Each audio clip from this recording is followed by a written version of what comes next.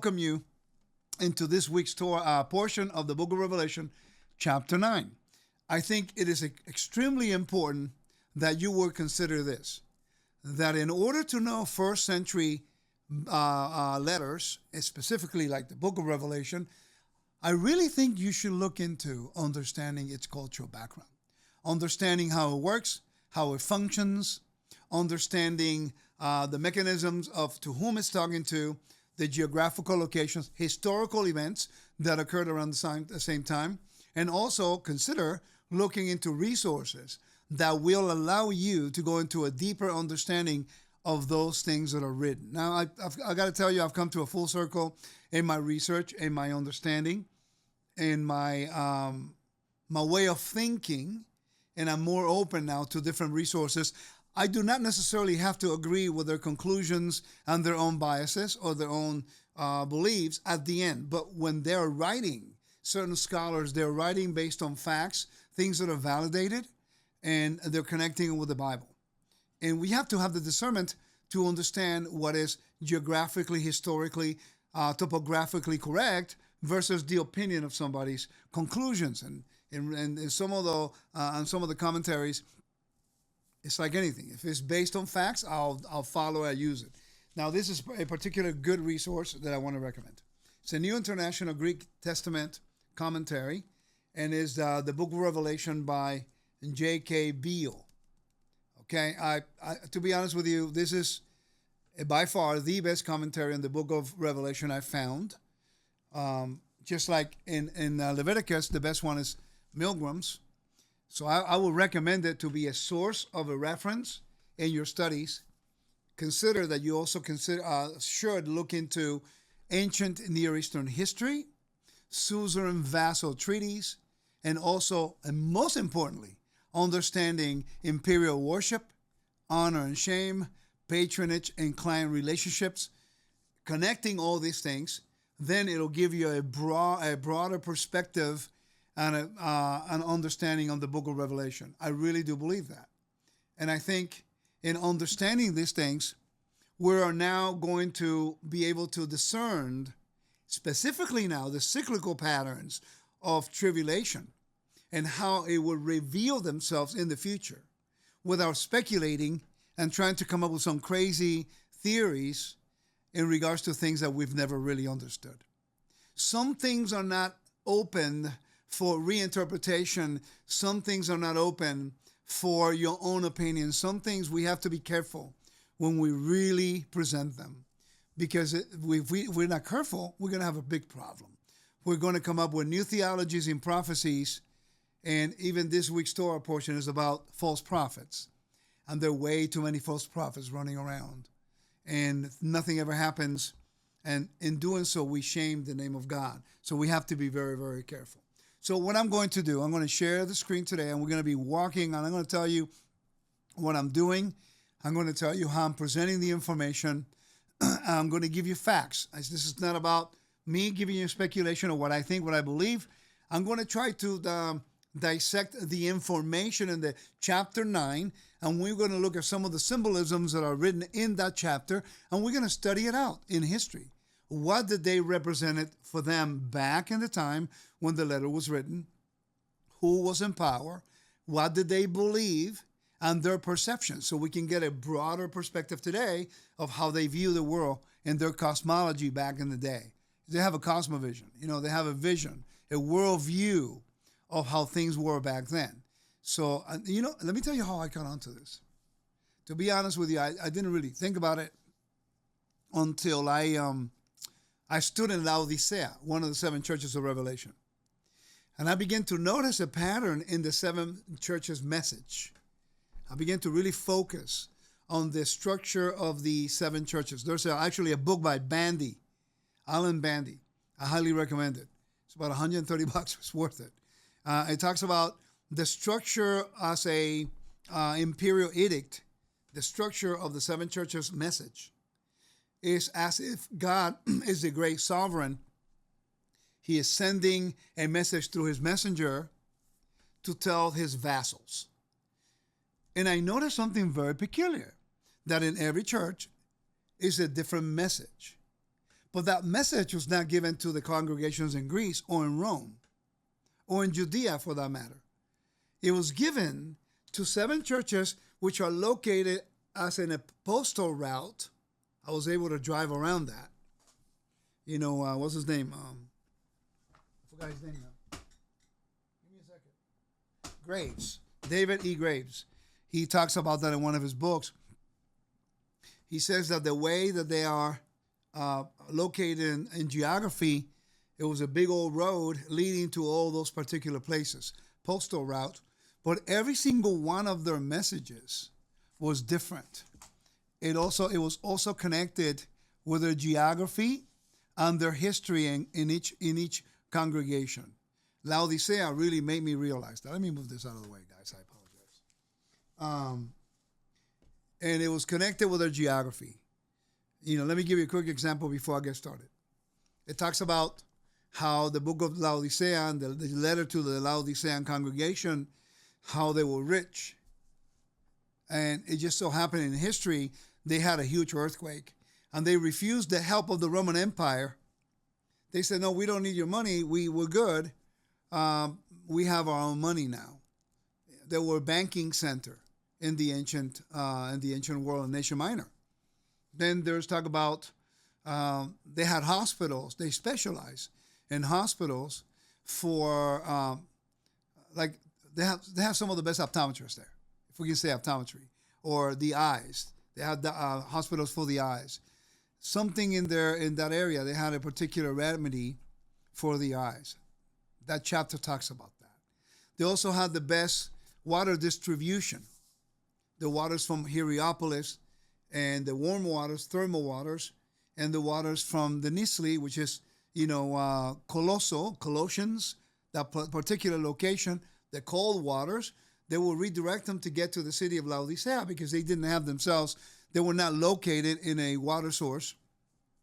They were located there because of its importance and geographically, in which anyone who wanted to get to Ephesus or they want to get to Pergamum, they have to go through there because the main roads were there. So geographically, they were strategically placed where everyone in business have to go through it. Okay, you go east to west, you got to go through to Ephesus, you got to get through there. And therefore, you have a lot of high level of traffic. So have great distribution of water. And obviously, by the time it gets to Laodicea, the water is not necessarily either cold or hot. It was probably lukewarm. And that has a lot to do with it. They also has something called composium. I think it is. I can't remember the word. It's some time of feast they used to do is in the Roman Empire. And what they did is they had this patron inviting guests. So they provided entertainment. That means a woman for, sex, or men for sex, or wine and eating. And if they wanted to keep eating, gluttonous, what they would do, they have this warm wine that they give them to provoke them to throw up. Okay? It's like, so they can continue to do the crazy things they were doing in those parties. And all of that is connected with the message. If you do not understand the culture and the customs and the rituals and their belief systems, then when you read the book of Revelation, it's not really going to make any sense because the Bible was written for us, but not to us, okay? With that being said, when we go right into the context of chapter 9, there's a whole bunch of symbolisms. I'm going to read about 10 verses. And once I read the verses, I want to give you the notes that I took. I've been reading, studying. A lot of it comes from a few sources. One of them is this book right here. It's also on Logos software, which is a lot easier to find. It's a lot of information. It's a lot of reading, a lot of technical reading. So I'm doing my best to give you the best synopsis of all this stuff. Okay, so let me get through. Hold on, give me 1 second. Let me share the screen real quick so that you are able to see where I'm headed and what I want to share with you today. And I pray that this is a blessing to every single one of you guys. Thank you so much for joining me. I don't take it for granted, the fact that you take the time to join my teachings and allow me to share this stuff. It is important. So just give me 1 second. I'm going to continue to look for I'm looking for something. Okay, so give me a second.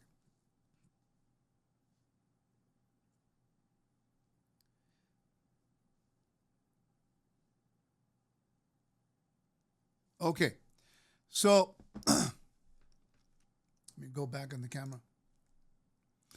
All right, so when we look into the book of Revelation, I'm going to be using the Net Bible.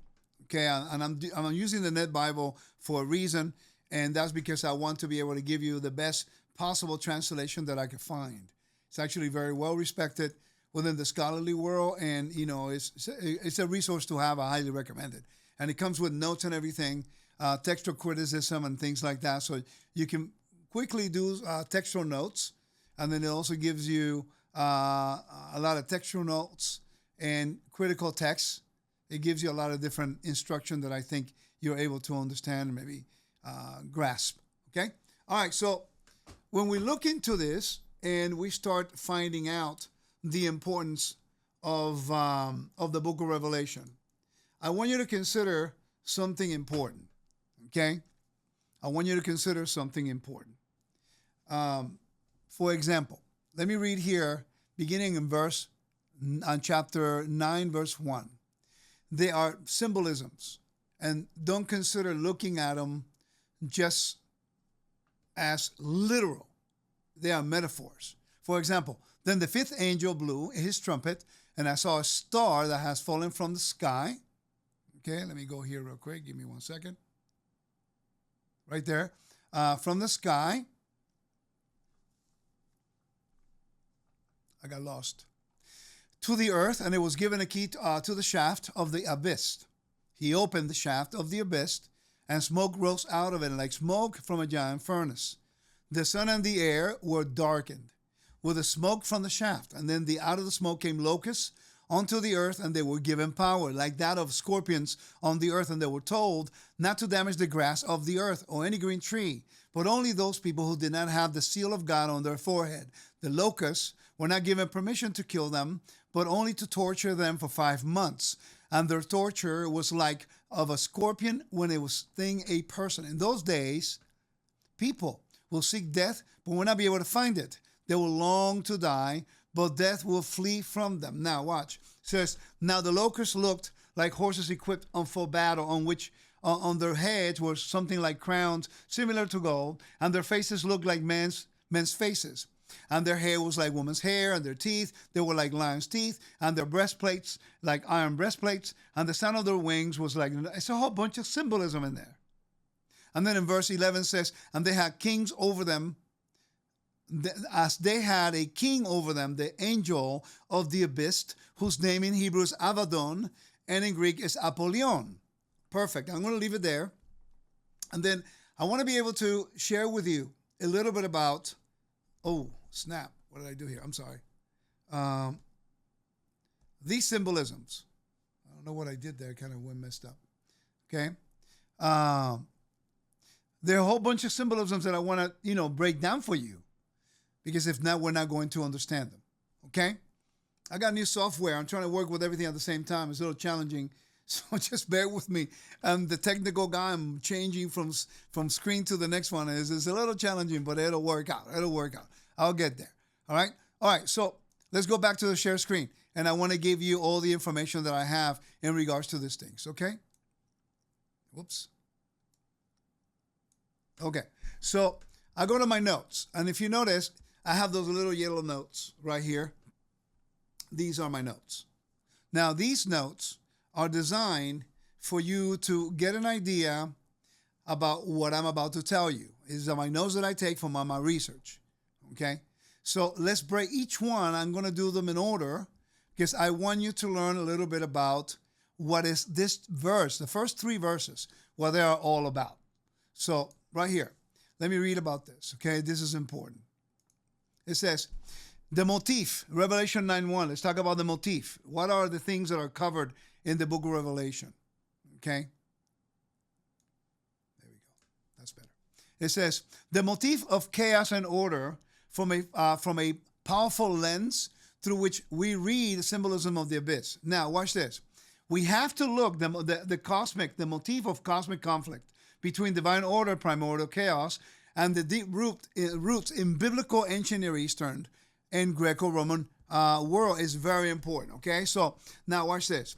Now in Revelation 9:1, it talks about that there was the fifth angel that blew his trumpet, right? And I saw a star falling from heaven to the earth. Now, the star falling from heaven, like a celestial being, symbolic of a falling angel or judgment, right? That's just one of the definitions that the scholars are saying it could mean. Okay, the key to the shaft of the abyss introduces the chaotic, imprisoned underworld from which destructive forces are released. Now, this is really important you remember. In the ancient Near East, chaos and order was huge. Chaos and order was huge. Okay? So if we do not understand chaos and order, we're not going to get it. Because now the book of Revelation is trying to give you the context of order and chaos. Please keep that in mind. Then you're going to have the underworld, the ancient Near Eastern religions worshiping the underworld, and how that revealed through the ancient Near East into the Asia Minor, into the Greek, and then into the Roman Empire, into imperial worship. So what we're dealing with here is actually exactly that, imperial worship. And how these things revealed through and the message of Revelation. Remember, a lot of these events occurred 30 to 25 years after the destruction of the temple. From the time of Nero, right before the destruction, all the way after through, until the time of Domitian, and later on Trajan. So there's a whole bunch of history, persecution. The Jews who had all the privileges in the Greco-Roman world, now they're turning on the believer. They're turning on the believers who are Jews and Gentiles because they don't want to lose their privileges and their exemptions to worship the imperial cult. Because after the destruction of the temple, no longer the Jews were allowed to pay the half shekel to the temple in Israel. Now they have to pay that money, a tax, to the temple of the imperial worship or the Jupiter in the Roman cult. So now everything's changing. The whole dynamic and the whole socio-economic, the whole religious respect for the Jews is losing track because of the rebellion against the Roman Empire. Consider that as we read this. So what is happening is the persecution they're dealing with. And it's going to get interesting when we get to 10, 11, 12, all the way to chapter 17, okay? And then it's going to be the result of the victory coming from 19 to 21 to 22. But in the meantime, we have to understand a lot of these motifs. Okay, let's go back to the screen. Okay, so when we look into the understanding of this, let me go to another note that I have here. We need to understand what a star is all about. Okay, the star in the context of the ancient Near East. I want to read about this because I think it's important. I'm going to guide you through a lot of the stuff on the PowerPoint. Okay. Now, in the ancient Near East, a star is a sign of divine kingship. This is a direct and fairly accurate translation referring to the stars as a sign of or indication of divine king. Now, this is from the curse to Balaam. Remember when Balaam actually was saying, you know, the star will come from David, will come from Jacob. That star is a very important thing that you must remember. That star right there is, the Messiah who will come in Israel, but the stars represent the kingship in the ancient Near East, something that you must remember. If not, it's not going to make any sense. Okay? All right. So check it out. A star is an omen of divine kingship. This option, my computer is jacked up today. It says, this option is used, the word omen, meaning a portent or sign, and carries a sense of prediction, which fits well with the interpretation that was often given to stars in relation to kingship. Stars as a symbol of divine king. This version emphasizes a symbolic nature of the stars as representation of divine kings. Now, what you see here is the possible depiction of King Yehu before Shalmaneser III when he submitted to him as a vassal king. Okay? And we see that. I want you to notice, follow the cursor here. Notice up here you see a star. And you see the eagle and the star. That is a representation of kingship. Now, another thing is that the star symbol have various meaning in the ancient Near East. Although it's used as a metaphor for kingship in not well-documented ancient literature, stars were often associated with divine beings, as seen in the Ugaritic text, where the sons of El and the gods is equated with the assembly of the stars. In battle context, stars could be considered forces commanded by God to fight against enemies. Celestial bodies, including stars, were objects of common worship throughout the ancient Near East, with specific deities associated with the sun, moon, and the stars in various cultures.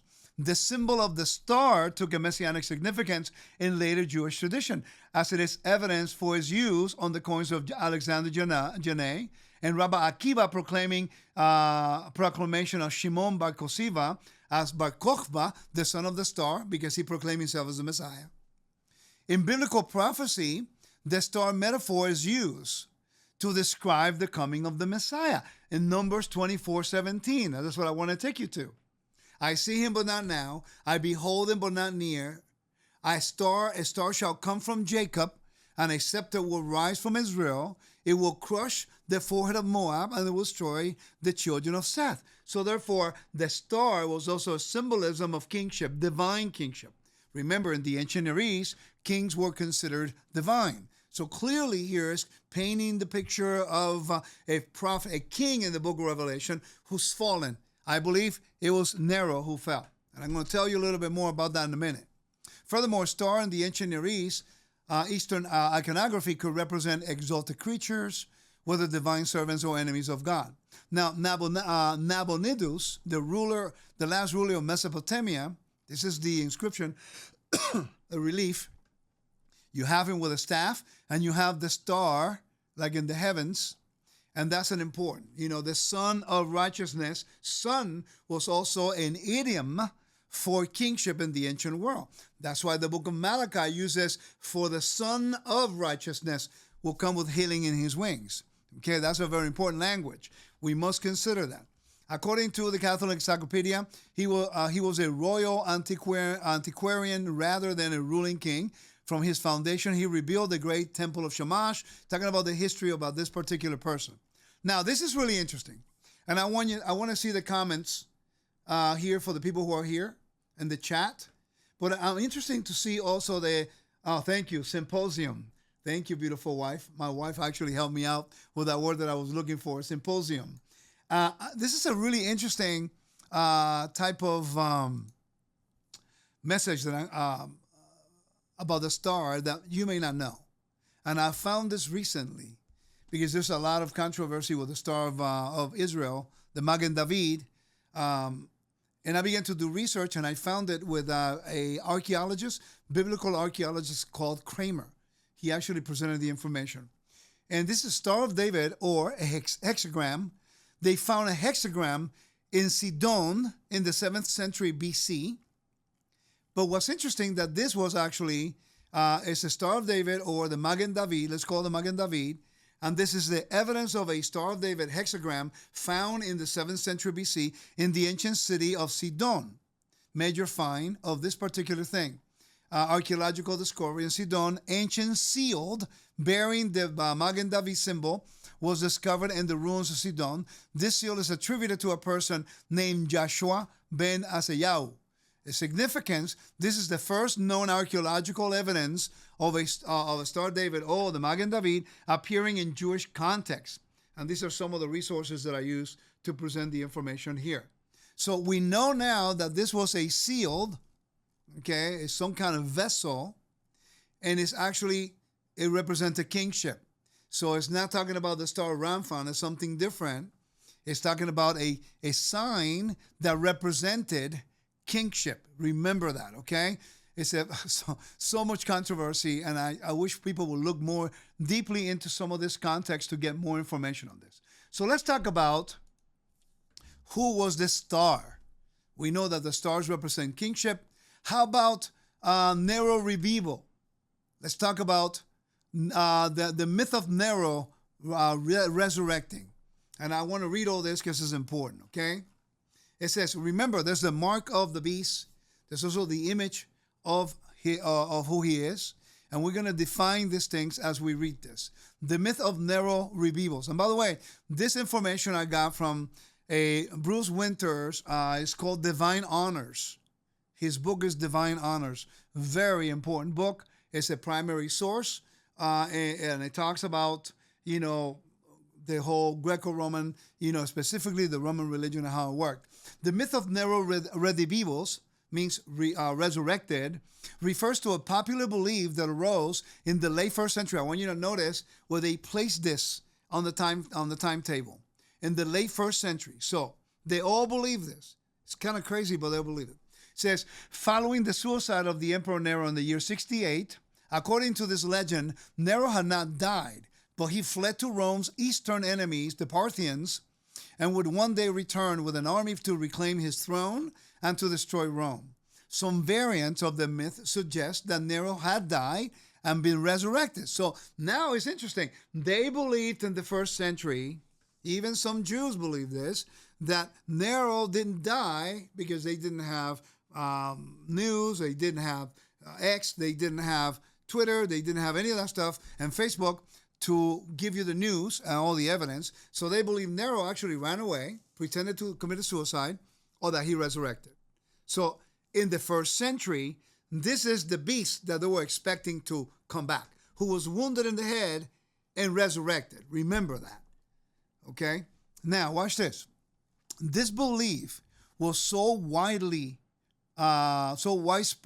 that it allowed several impostors to amass followers and lead rebellions against Rome in the first century AD. The myth likely arose due to Nero's notorious reign, in which he included the first state persecution of believers and accusation of burning Rome in the year 64 AD. Some scholars interpret references to this myth in the Bible's book of Revelation, particularly chapter 13 and 17. Remember, if we're reading the book of Revelation in the context of the first century, you must consider that to them, the audience, they were probably referring to the myth of Nero. Now, how many of you have never heard that before? How many of you here on the screen, on my chat, probably never read that before, never saw that before? Okay? I find it quite interesting because now we're understanding context of what we're reading. Guys, that changes so much because then we have to completely be open to understand when there's a historical account being retold that these cyclical events will occur in the future again. I'm not saying they're not going to, but what I am submitting to you is that in its context, when we're reading it, it applied to real people, real mindsets in a real space, time and space, that we never really consider sometimes when we study the Bible. Everything's so spiritual, we disregard the concrete. Now, mind you, we can learn a lot from this because this will happen again. Let me put it to you this way. In the time of Babylon, we have in the story of Daniel that there arose a king, Nebuchadnezzar, who raised a huge statue and wanted to make the three people bow down to them. And they refused to do it. That was an imperial worship. Not the way they did in Rome, but the way they did it in the ancient Near East. Worshiping an image. It's the same story being repeated over and over and over. So if you understand the motif, chaos and order, honor and shame, imperial worship, someone will rise up who wants to be above anything else. And then he's going to be asked to be worshipped. And then the whole tribulation cycles keep repeating over and over and over. Okay? Let's continue here. It says, particularly in chapter 13 and 17, with the imagery of a beast with a healed mortal wound and an eighth king could allude to the expected return of Nero. However, it is important to note that the book of Revelation does not predict a literal return of Nero, but rather could have used this folk legend to symbolize a future ruler similar to Nero who would oppose God and persecute his people. And that's the message, that this could happen again. It happened with Nebuchadnezzar. It happened with Antiochus. And it would happen again with the Roman Empire. And it would happen again in the future. And so on and so forth. Because these are cyclical patterns of men trying to be like gods. It's the same problem with Adam. Adam wanted to be like God. That's why he left the garden. It wasn't enough that he lived in the perfect space of holiness and that he was created to live forever. But the reason why he ate of the fruit is because he wanted to be like God. Okay? Remember that. Okay, so now, this is some of the resources that I use for this here. And now, this is interesting. Nero, the Roman Emperor in the year 54 to 68, is widely regarded as one of the most ruthless emperors. Following the death of the Emperor Claudius in the year 54, Nero was crowned ruler at the age of 17. 59 AD, he ordered his mother's assassination, assassinated his mom, a measure that came about as a result of her constant interference in political affairs. Now, a Roman coin depicting the Emperor Nero. Okay, this is Nero. Now, you understand that this is the image of the beast. This is the image of the beast at that time. The image of the beast. The image, the imprint. I'm sorry, this is the imprint of the beast in a coin. The image of the beast would have been a statue raised up. They had Alexander the Great in Greece. They had Augustus Caesar in Rome, and then they had also Trajan. I was in actually Pergamum, and I took a picture of the original statue of the Imperial temple for Trajan in Pergamum, and that's something that I have on my pictures. I want to show you a little later. But if you read the book of Hebrews, let's go to the book of Hebrews, chapter 1, verse 3. This will give you an idea. Hebrews chapter 1, 3. It's talking about Yeshua, right? And it says, who is the radiant of his glory and the representation of his essence. Okay? The word representation is the Greek word character right here. And the word character basically represents like an inscribed. It says like a notch, indent, meaning of one who sharpens scratches. It's like something embossed or stamped on making coins. Now in the temple, this is talking about Yeshua as the image of the invisible God, like Adam was the image of God on the earth.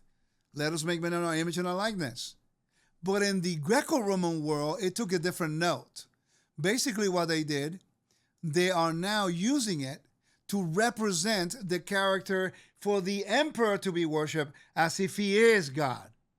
Okay, so that's the problem, that he's putting himself above the God of Israel. And the people, the message is, do not worship the emperor or the gods of the Roman Empire, that they're forcing you to worship him, because if you do, you fall under idolatry, and then that is a sin of transgression, and you have a problem. Okay, so when you read in regards to who Nero was, and then you understand that the star here, or the image, is actually Nero, as you see symbolizing here in the stone, the image of that later in chapter, I'll tell you which one. In chapter 9 and then chapter 13 and 14, you're going to find there's an image of the beast, but it starts with the coins. And this is the reason why in the temple you were not allowed to have coins from other nations. You have to have money changers because they carry the images of other gods, and that's not included. That's not acceptable in the temple of Israel. Okay? It says, a coin of that. It says, a massive fire destroyed a significant portion of Rome in the year 64 AD, and many citizens believed fire was ordered by the emperor. Nero himself, however, blamed that fire on believers and embarked on a persecution agenda, executing many of them in extremely gruesome ways. Okay, so it says, part of the early believers' tradition hold that the Apostle Peter and Paul died in this wave of violence, due largely to Nero's growing despotism. His own army eventually rebelled against him, and he committed suicide in the year 68 AD. A rumor surfaced shortly after Nero's death that he had not died, but he fled to the Parthians, one of Rome's arch enemies. Another rumor spread that he had in fact died but been resurrected. This myth is known. The myth is known as Nero Redivivus, revived. Nero revived. Now, how many of you did not know about this particular myth that they had in the Greco-Roman world in light of reading the book of Revelation? So when we look at the sources, we're able to understand a little bit more about how these things work and how the Bible is using real events to bring a message for the future. Okay? Something to think about. So I'm glad that you had a little insight on this. Let's continue some of our notes that we have on chapter 9. So now let's talk a little bit about the literary genre in the book of Revelation. I want to show you something really cool. As I'm doing my research, I'm finding a lot of this stuff, and I just want to show it to you. It might look small on the screen, but I'm just wanting you to see the whole thing. It says Revelation as a chiastic structure in the book, right? So we have the prologue, right? And then we have the epilogue in chapter 22, the prologue in chapter 1. But then we have the 7 epistles to 7 angels in chapter 2 and 3. And I want you to notice the chiastic structure is going to end as it started. And then in the center is actually the climax of the story. It leads to the same thing. So the way it builds to the center and then de-escalates using the same steps. So I'm going to go from top to bottom to see the similarities here. If you don't know about chiastic structures in the Bible, there is a gentleman. Oh my, I just forgot his name. He's such a good teacher. Please forgive me, brother. I know you for years and I just went blank here. Tony Robinson. He's an amazing teacher. He focuses a lot on this type of study. So if you want to know more about how this works, go see him because he's the best at it that I know in finding the chiastic structures throughout Scripture. So go look him up. Tell him that I say hello. All right, so prologue and the epilogue, and then you have seven epistles, 7 angels in chapter 2 and 3. It lines up with the 7 angels, the whore of Babylon and the New Jerusalem, chapter 17 to 22. Then so on and so forth. You have 7 seals, 7 bowls, 144,000 and the 7 trumpets. And then you have 144,000 saints and the 7th angels. It's the same story. 2 witnesses in chapter 11. Then you have the 2 beasts in chapter 13. You have a woman clothed with the sun. And then you're going to have the seed of the woman keeps the commandments. Then you have the dragon in heaven. And you're going to have the dragon pursues the woman in chapter 12. Then you have the woman flees into the wilderness. And the whole thing here is to tell us how Satan is going to be expelled. And how chaos is going to be defeated. And how order will be restored by ending with the garden. With death no more. Death no more. Isaiah 25:8. So it starts with dispersion. With the diaspora. Just like in the book of Genesis begins with the garden, and the book of Genesis ends with the 7 with the 70 saints, 70 sons of Israel, all of the family of Israel going into Egypt. Starts with the garden. The book of Revelation ends with the dispersion.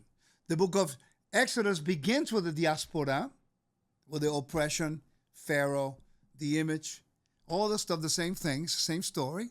And then in chapter 40 of the book of Exodus, it goes back to Eden, where the tabernacle is built and the presence of God returns. Then you have in the book of Revelation the same blueprint. Starts with the 7 churches that are scattered abroad, right? The image of the beast and all that stuff, the serpent, the dragon, Leviathan, Rahab, the sea monster, all that stuff. And then it ends with the defeat of death. And then God himself will be dwelling amongst men like he did in the garden. And then the garden will be restored. It's the same storyline. Okay, so the story of Revelation is tell you the process, how Satan or the dragon or chaos or the sea, chaos, or Raab or Leviathan is going to be destroyed, and how the ultimate battle will be won, and how God will be restored as king of all creation, and Yeshua will be serving as his king on the earth. It's quite interesting. And I finally understand it, and I'm excited to be a servant of God because now I feel like I have a better handle in some of these topics and themes. Hopefully that makes sense to you. All right, so let's continue here. So now we covered some of the information here, literary genres. I told you who the star may be. It's a sign of royalty and kingship, divine kingship. I told you who they believe that star was or the image was. It could have been Nero, it could have been Domitian, or it could have been Trajan after that. Let's talk about the next verse. It says, and I saw a star that had fallen from the sky to the earth, and it was given a key to the shaft and of the abyss. Okay, now let's break this down a little bit. Okay, let's talk about defining terms. See if I can find what I'm looking for here. Actually, I'm not going to cover this one. I have something else that I want to cover instead. This one, right here. Motifs of darkness. It's going to be darkness. This is what it says. He opened the shaft on the abyss. Smoke rose up out of it like smoke and a giant furnace. The sun and the air were darkened. Okay, with smoke from the shaft. Let's talk about the motif of darkness. There was darkness in creation. There was darkness when doing the plagues of Egypt. So a lot of the plagues, a lot of the events that are occurring in the book of Revelation, they're actually connected with some of the plagues that occurred in Egypt. Okay, a lot of similarities. So follow that whole, chaos and order, cosmic battle between the God of Israel and the master of this world. In this case, is Satan, but in the time of the narrative of the book of Exodus was Pharaoh. And Pharaoh was a type of the serpent, Uraeus, that he had in the headdress. So remember, it's always the same thing, fighting against the serpent. Remember that, okay?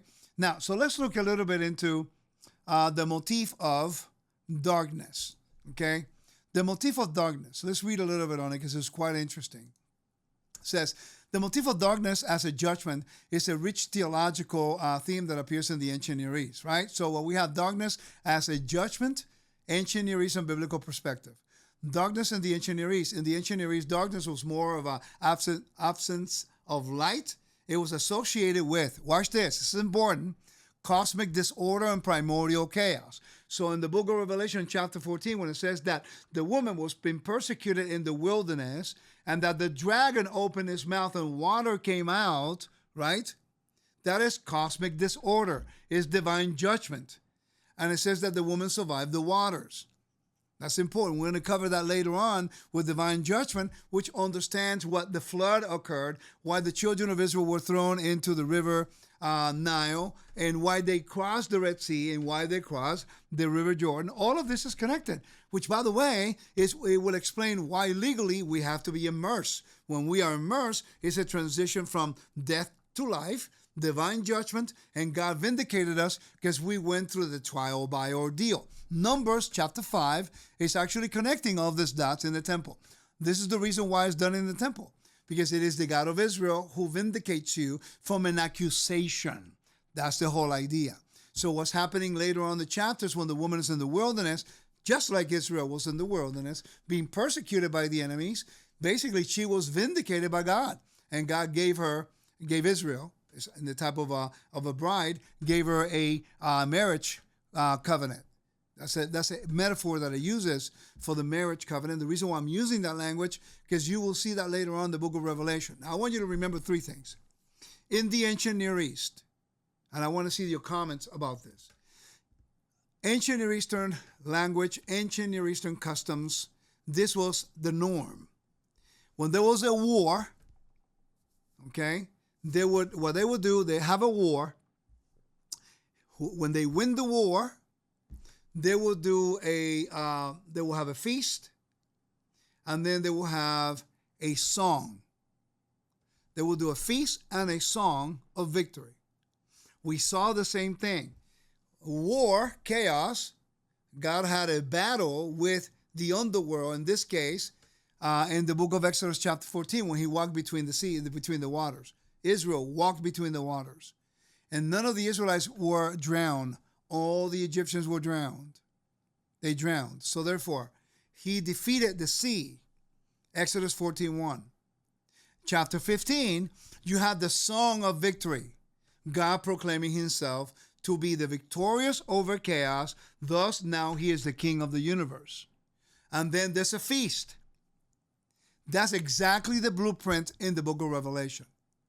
By the way, what's interesting is when you look into ancient Near Eastern writings, they tell you that the motif of the feast is as a celebration of a wedding. So when it talks about the celebration of a wedding in the book of Revelation, it's not a literal wedding. It's actually using the language of marriage to convey the reconciliation between God and Israel through our mediator and our Messiah, Yeshua. It's quite interesting because now it makes sense. And now that means that the book Tabernacles becomes the fulfillment of that victory. And this is the reason when you dismantle the sukkah during Tabernacles, the prayer that you do is, may be your will, O Lord, our God, King of the universe, that next year we build our sukkah with the skins of Leviathan, meaning with the victory over chaos, death, the underworld. Cosmic battle over, we are victorious. That's why Tabernacles is a pre-shadow or a type of a wedding ceremony. It's actually the feast of victory over chaos. Hopefully that makes sense. All right, so let's continue here. So it says, in the ancient world, darkness represented cosmic disorder, primordial chaos, Tiamat in Babylonian myth. The underworld, Sumerian, Kur, and Babylonian, Irkala, a realm of darkness, silence, and despair. Now you know why Shabbat begins at night. Now you understand why Shabbat starts at night. The reason is that now we're able to understand that God has given us sacred space and order, which is Shabbat, that He sanctified, that came from chaos. That's why the tradition of lighting of the candle, which is not a command in the Torah, but the lighting of the candles in the temple of the menorah, it was a sign of order. So the whole rite of passage from the last part of light on Friday afternoon to the darkness of Shabbat, you have to light the candles before the sunset, by the way, because there's a commandment not to light fire on Shabbat.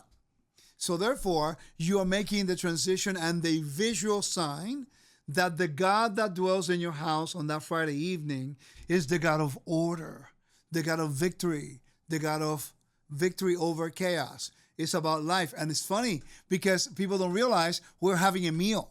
We're having victory over chaos. We're having a meal, proclaiming God as the creator, proclaiming God as the redeemer and king. That's what the blessing of the Kiddush is all about. The Kiddush is not wine and bread. That's part of the Kiddush. Kiddush is the first part of the Kiddush is proclaiming God as the one who created the heavens and the earth and that He reigns, He rests. Then we drink of the wine. And the second part, we do the blessing of the wine. And then the second part of the blessing is proclaiming God as Redeemer and King over all creation. Basically, we're going from chaos, death, disorder. The lighting of the candles is a transitional period, a rite of passage from darkness, chaos, disorder, to order and life. And now we proclaim who He is. And then we have a meal, proclaiming the victory. Now Shabbat take a different, complete dimension in its observance because now there's a message behind the message. The customs that people don't like that Jewish people are doing, that I practice, by the way, on my Shabbat, I do it the way everyone in the Jewish world does it. You know why I do it that way? Not because the Jewish people do it, which I'm glad they do, because they're actually doing things that comes from the temple. Okay? But I want to tell you why I do it. I do it because I'm fully convinced that the whole ritual is a proclamation of victory over death. And that God has allowed us to come into sacred space, the realm of life, His Shabbat. So now the celebration is different. We delight in Him because we are celebrating life. And now we get to eat of the tree of life, which is the Torah. Isn't that what the book of Revelation tells you later on? That those who keep the commandments of the Lord will have the right to eat of the tree of life? So the whole Shabbat observance is actually a weekly reminder of God's restoration and cosmic order. And you can proclaim it weekly if only we follow those steps. Yes, the Jewish people do it. But in this case, they're doing it right. Because they are proclaiming God's victory over all creation. And I think we should do the same. Because we serve the God of victory, the God of life. We serve the God of Israel who had given us the gift of salvation. In order to obtain that salvation, we have to be resurrected. So that's what the whole message of Shabbat's blessings are. How we go from the realm of darkness and death into the realm of life. And now we dwell with him. We eat with him. We blessed our children. That would preach in every church if we do it that way. Because everyone understands that we want to get away from the realm of death. Hopefully that'll make sense to you. Okay? Okay. And it is true. A covenant meal is what seals the covenant. Absolutely. Everyone knows this.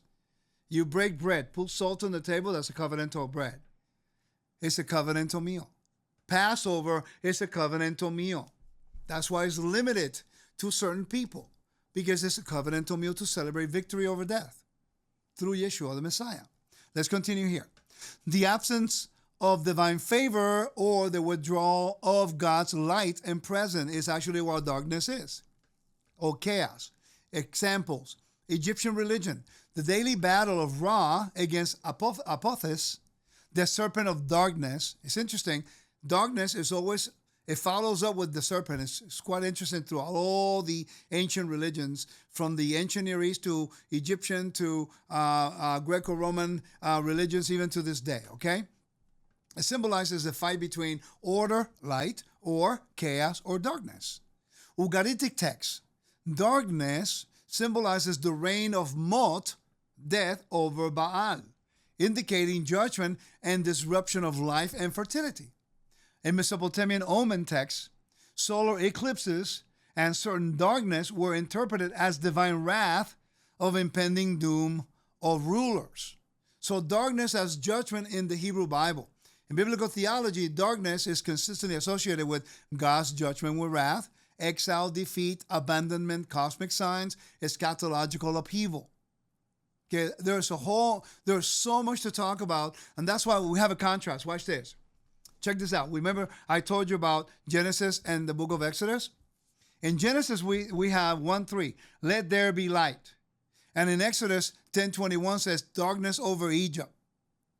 In Psalms 119:105 says, your word is a lamp. In Job chapter 10 says, a land of deepest night. In Isaiah says, rise, shine, that's resurrection. In Amos says, the sun go down at noon. It's talking about chaos. It's giving you a language of doom, a language of judgment. And it's important that we understand this. Okay, because we're not going to see the motifs and the symbolism that we have in the book of Revelation. Does that make sense to you guys? Is this making sense to you? Hopefully you're enjoying this stuff.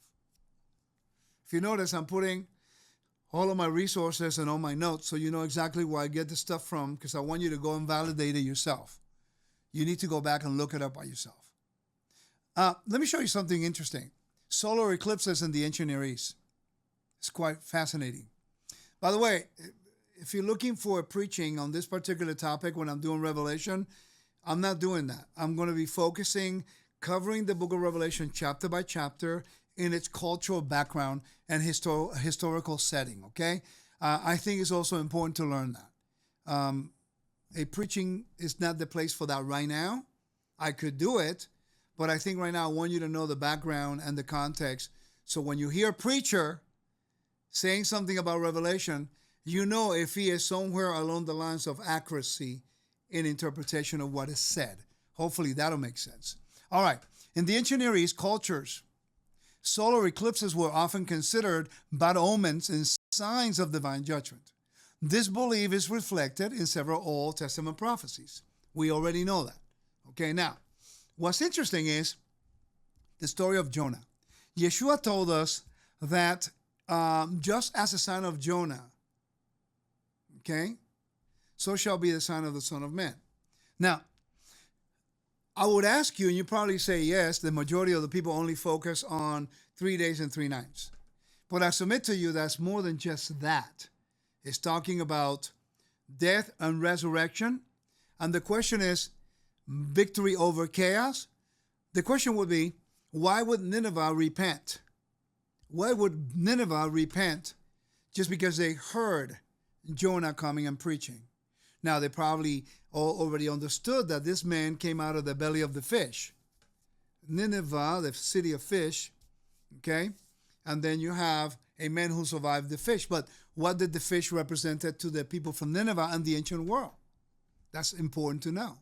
But what if I submit to you that has been proven evidence in archaeology and also NASA that the day that Noah came into that city, during the 40 days judgment, there was a solar eclipse going alongside with his message of repentance coming out of the fish, which represented the underworld God, and darkness represented chaos.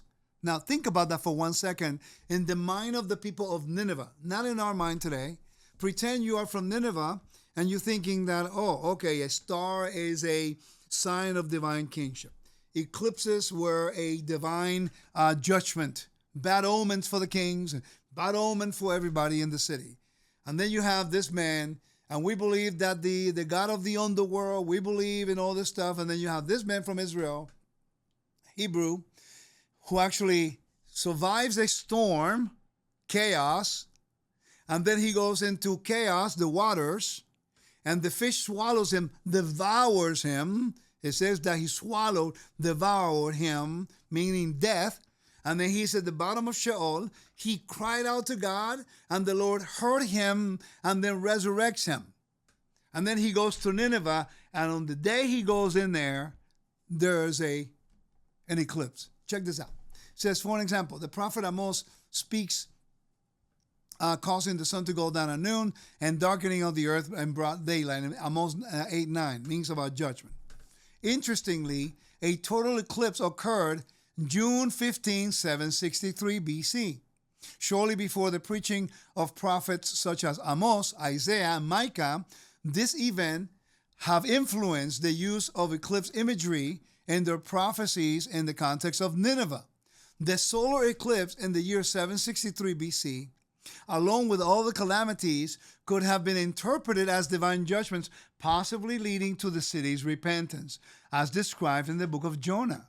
The Old Testament presents these celestial phenomena not as deified entities, but as part of God's creation, and at that time, an instrument of his judgment. That's why in Genesis chapter 1, he says the sun, the moon, and the stars as signs and seasons, not to be worshipped, but signs and seasons.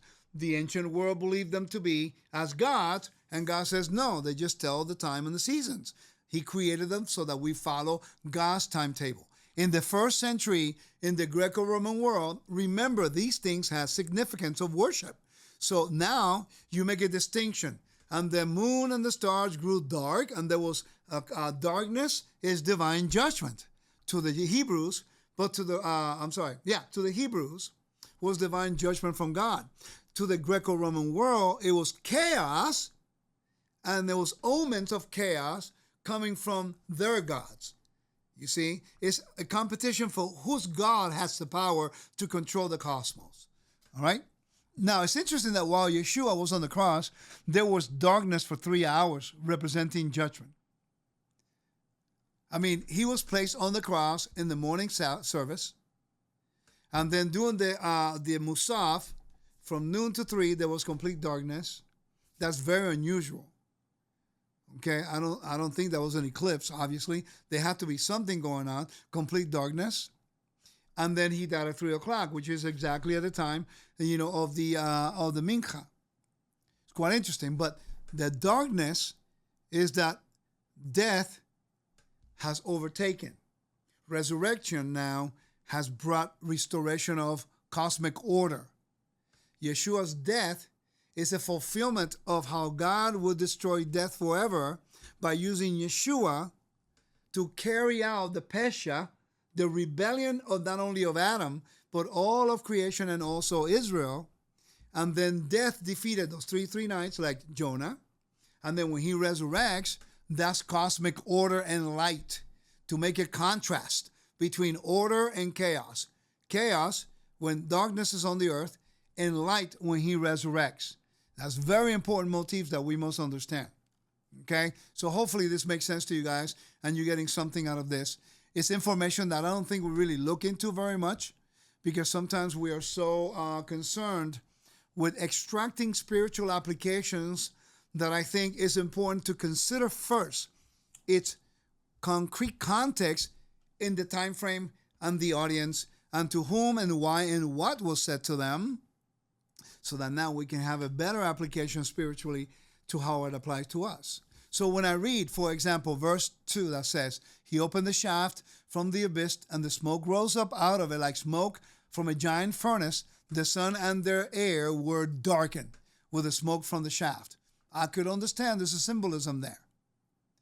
Okay? Now, where this symbolism comes from?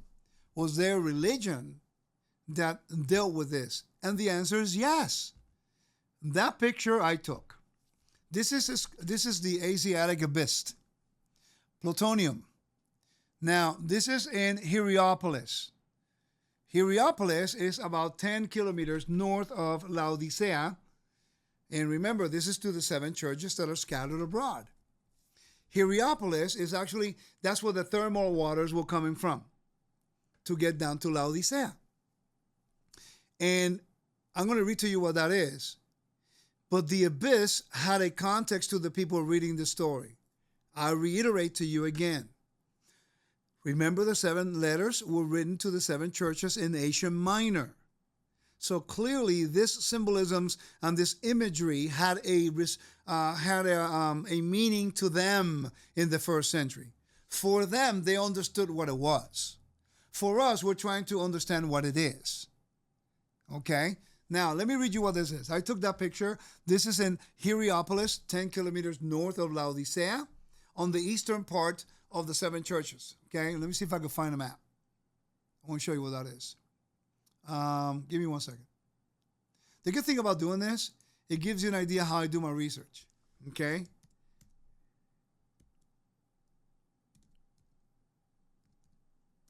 I hope I spelled that right.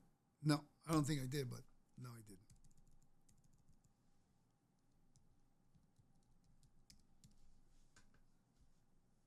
Hierapolis. If I could just spell things right, it will help, right? Let me go back to this thing.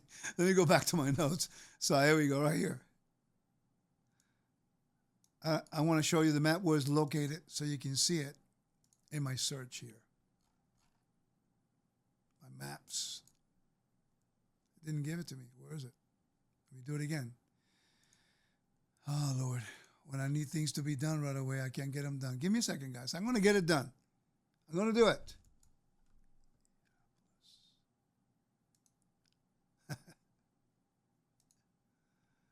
Search.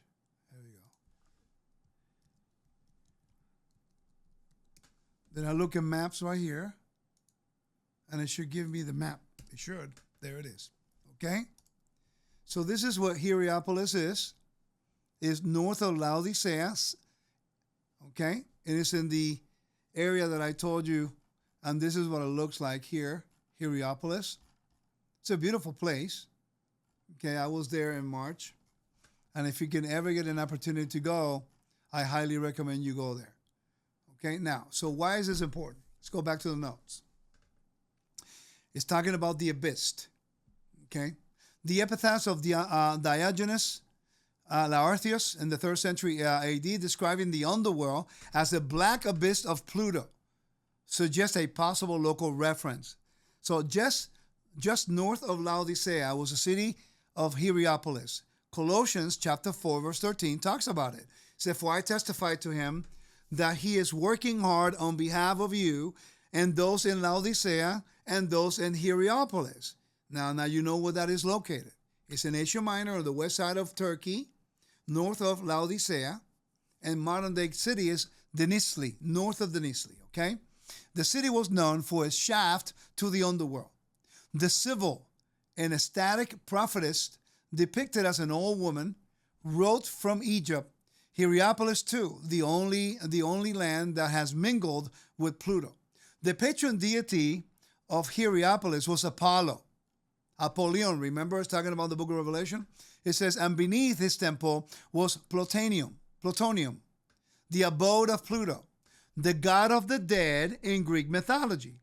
The historian Strabo describes the entrance of Plutonium as an opening of moderate size, listen to this, large enough to admit a man, but reaching a considerable depth. A dense fog emanated from the shaft, causing immediate death to any living creature, such as livestock or birds, found within the opening. Only local eunuch priests of civil were immune, and they survive only by holding their breath. In 1962, Italian archaeologists discovered the entrance to the plutonium during the excavations. Because a strong smelling gas continues to be emitted, a sign of the shaft entrance warns to the would-be explorers. I was there. I got to see a little bit of what that looks like. Now let's go back to the text. Now that you understand that, listen to how the text describes this. Verse 2. He opened the shaft of the abyss and smoke rose out of it like smoke from a giant furnace. And the sun and the air were darkened with the smoke from the shaft. Then out of the smoke came locusts unto the earth. You see how he's using the imagery? Could it be possible that they're piggyback riding on the whole thing of the plutonium, going on here in Hierapolis, and the gases that destroys and kills people? Now they're connecting different motifs here. It's quite interesting. I got a question for the audience. How many of you did not know some of the information I'm sharing with you today? How many of you did not know that? How many of you? Okay, now, do you think that it's actually important that you consider some of this information? So that now, if you talk about prophecy, or if you hear somebody talk about prophecy and they quote you the book of Revelation, you have a basic foundation of the information and the metaphors and the motifs, so that you can discern who's lining up with the proper interpretation, or whether or not the prophecy comes from God or from some guy pretending to be a prophet just making up stuff. The locusts, I heard one guy say a long time ago that the locusts here, verse 3, let me read it. Check this out. It says, then out of the smoke came locusts on the earth, and they were given power like that of the scorpions of the earth, and they were told not to damage the grass of the earth or any green plant or tree, but only those people who did not have the seal of God in their foreheads. And if I remember correctly, the gentleman said that those particular demons are not going to be able to see you if you're wearing green. Okay. And that's not what it's talking about. It comes to the point that we have to be more accountable with what we say. I think that's important. Okay, hopefully this makes sense to bring balance. That's why I'm very limited to say I'm a prophecy teacher, although I know I could talk about prophecy because it's all over Scripture, but I'm very careful because if we mess up, we bear the guilt. And, accountability is extremely important, okay?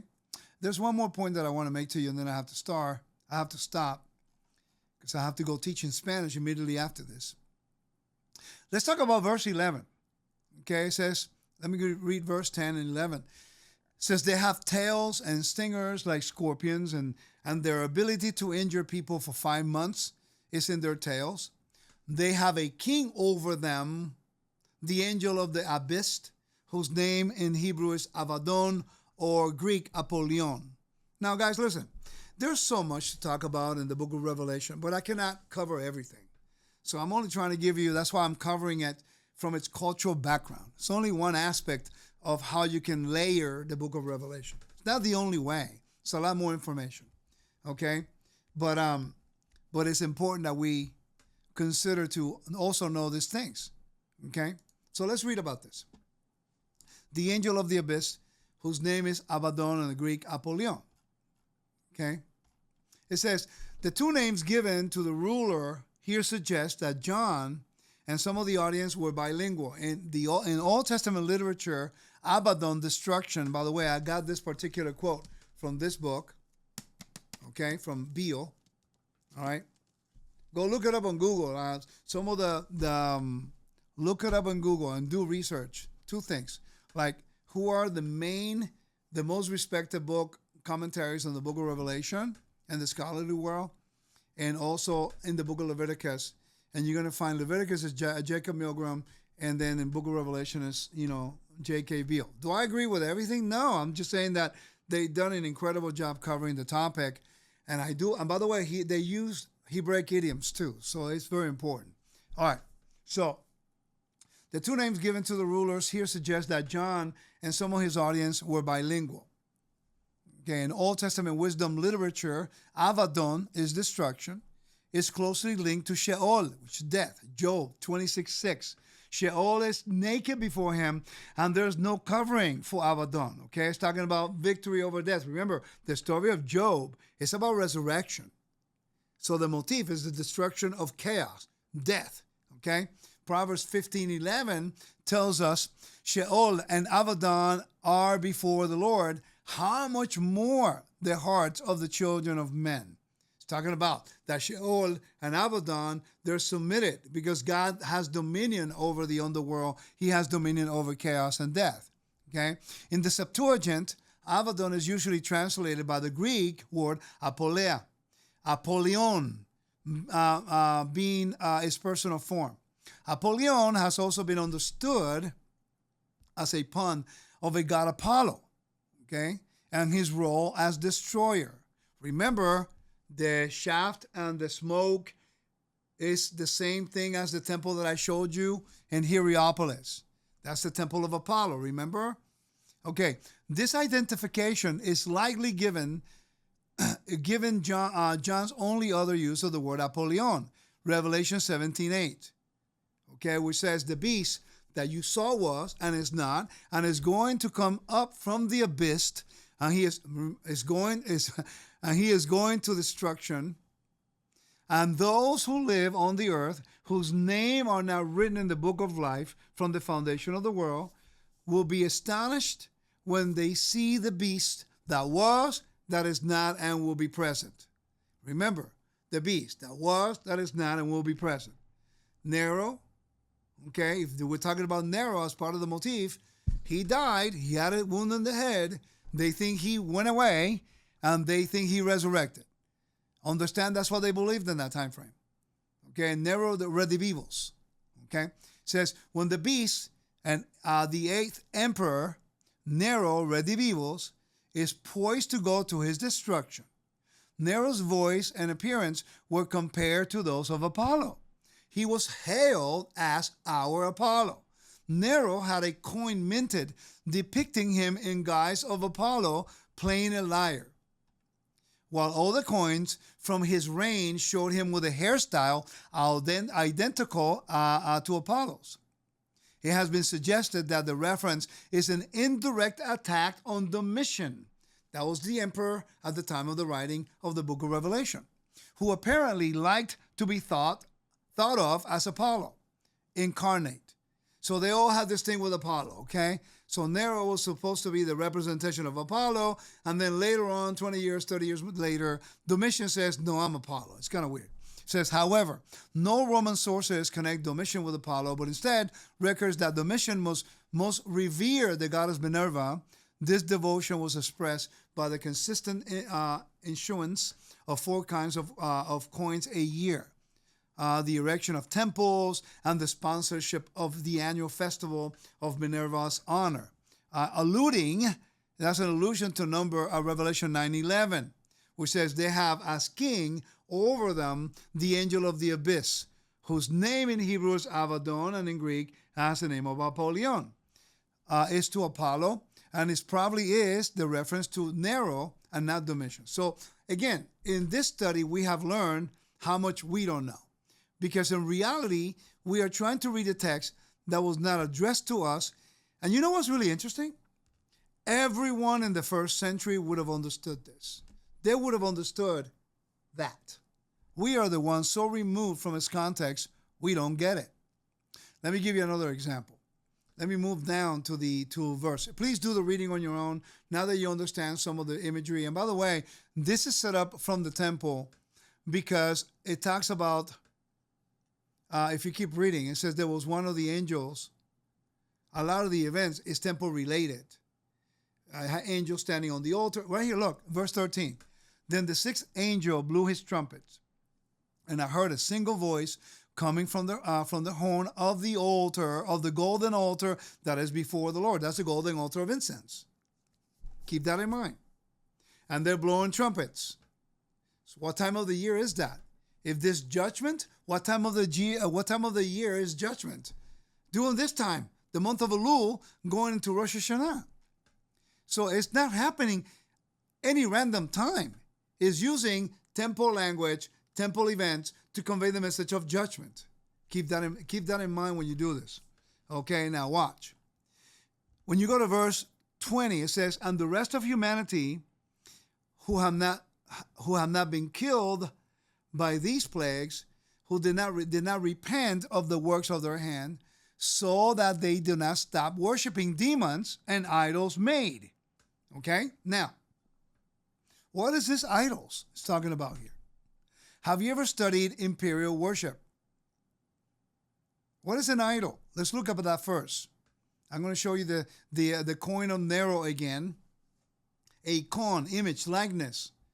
The term icon is used in its literal sense when Yeshua asks whose image is on the Roman denarius. In Luke chapter 20, verse 24. Obviously, Nero was not the one on that coin because, he became the emperor after Yeshua. But elsewhere, the term refers to humankind being made in the image of God. 1 Corinthians 11. Selem. Okay? Betselem. For the concept of idolatry, the most relevant use in Romans 1:23, when Paul describes how people exchange the glory of the immortal God for the likeness of the created image, icon. In other words, they're exchanging becoming the image of God through Yeshua the Messiah again, being restored, going from death to life, and they rather serve the emperor, who had no dominion over death, but had dominion over their lives to kill them if they rebel against him. Okay, so with that being said, my last note here. I've been saying that for the last half hour. Let's talk about this. Now, what is the imperial idol? This is not Nero here. I think this is Augustus Caesar, I think. I got to go back and look it up. But the imperial image and worship played a crucial role in the Roman Empire. By the way, this is the image of the beast. Regardless if it's Augustus, if it's Domitian, if it's Trajan, if it's Nero or Claudius, it doesn't matter. That was the emperor at the time. Whomever is the emperor, that image is the worship of that image, is the respect to the emperor. So therefore, they are worshiping a man there. Okay? And you notice it has a scroll in the hand, right hand, and it has a globe in his left hand. Okay? The imperial image and worship played a crucial role in the Roman Empire, serving both religious and political functions. The imperial cult, which venerated the emperor, spread rapidly throughout the empire, involving both Roman citizens and provincial residents. This cult included various rituals such as a procession and feast, often accompanied by music and hymns. Imperial statues and images were ubiquitous, appearing on coins and public spaces, and even on cakes distributed during festivals. These images symbolize the power of the state and the unity of the empire. The emperor was typically portrayed as victorious and manly, reflected the Greek and Roman belief that physical beauty equated moral virtue. Emperors used this cult to secure their power, claiming divine favors and legitimacy. The imperial cult was celebrated throughout the empire with temples, rituals, and personnel dedicated to honoring the emperor. While participation was not compulsory, it was encouraged, often by local elites who funded such activities and served as priests. This cult was an integral part of the Roman civic, economic, political life, reinforcing the elite's control and encouraging submission from the non-elite. For the early believers, the pervasiveness of imperial imagery and the expectation of participation in emperor worship posed significant challenges. Now you know why they were persecuted. They were forced to worship the image because during the time of the temple, they were not forced to do imperial cult, neither the Jews or anyone who followed the Jewish religion. But after the destruction of the temple and the rebellion of Jews against Rome, now they have to enforce loyalty to the emperor by worshiping the image. That's the whole backdrop of chapter 9 all the way to chapter 19. Okay? The believer's message, which proclaimed Yeshua as king, was seen as a threat to the imperial cult and Roman traditions, leading to accusation of political rebellion and treason against the empire and also the believers. By the way, if you read this book, which is called Seek the Welfare of the City, Christians as Benefactors and Citizens, and you read that particular book right there, it will really blow you away, because then you understand the whole problem going on in the Greco-Roman world in regards to imperial worship and how will they persecute. As a matter of fact, it's kind of interesting because when they were in the late part of the first century, early second century, there was something called libellus. Libellus is like a document, and it is believed it happened late first century or late second century, but the Romans were so afraid of losing their kingdom because believers began to really spread throughout the kingdom. And they were actually, one of the emperors forced people to do sacrifices. And once they did the sacrifice, they would give them a piece of paper that it's like a passport. Everywhere they went, they had to prove that they were loyal to the empire because they offer sacrifices to the emperor and the beast. That's interesting. That was the way of waging, measuring the loyalty to the empire. Eventually, and now I understand why the emperors converted. So they say. The reason why it was a political move, and it was a way to maintaining the Roman Empire intact. You know, you have one of the emperors who actually pretends to convert. He makes himself the high priest, and now the whole kingdom is Christian now. It was either that, or they will lose the Roman Empire because believers begin to really completely multiply in the kingdom.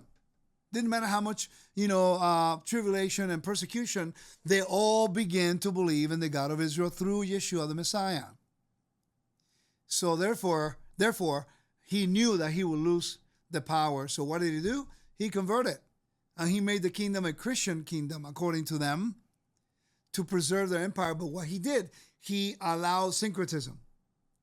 A lot of the customs in the Roman religion now find its way.